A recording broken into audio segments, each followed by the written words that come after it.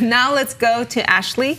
She is a former emerging leader here in Southern Oregon, and she's going to bring us the latest on this program. Good morning, Ashley. Good morning. And Paulina, you're a former leader too. And as you know, this is a really exciting time for those who get nominated, because out of dozens of nominations, only 10 get selected as the top 10 emerging leaders of the year, and 3 students get selected. And it's a pretty tough criteria. So here's the criteria. Each person must be younger than 40 years old, show evidence of a strong interest and commitment to making our community a better place to live. Their current job needs to hold leadership responsibilities. They have strong work ethic, professional maturity, and have high personal standards for performance.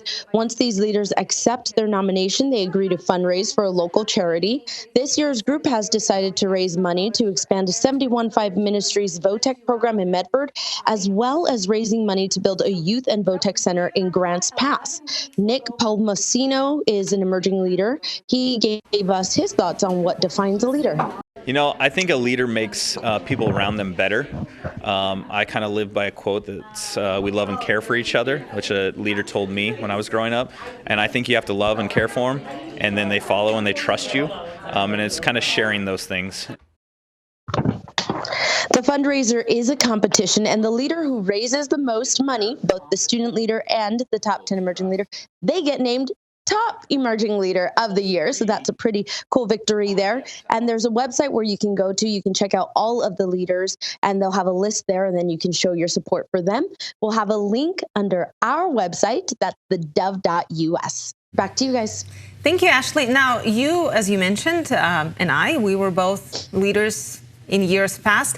What did you guys raise money for? And tell us a little bit about your experience. The VOTEC program seems to be a popular one. I feel like that one has been what's been selected the last few years. Our group in 2020 selected the VOTEC program as well. They were just building the residential housing that they have there at the VOTEC program.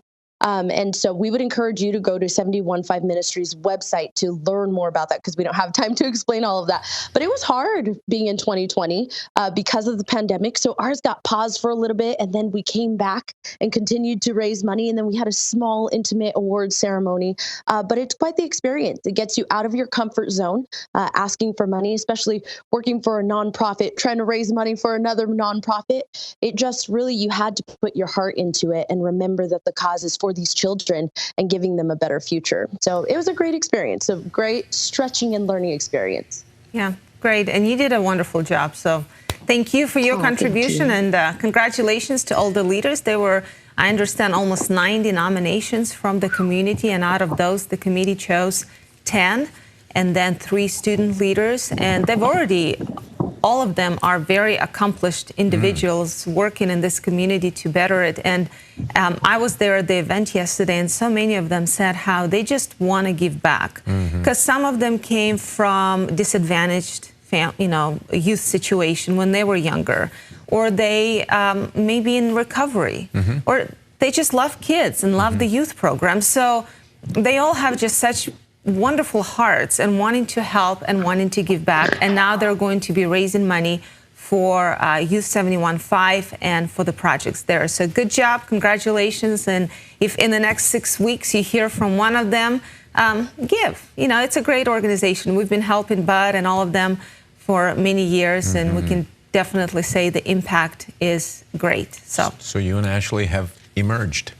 We have emerged. Yeah. And I'm glad they picked me when they did, because this year I'm going to turn 40 and I am not qualifying anymore.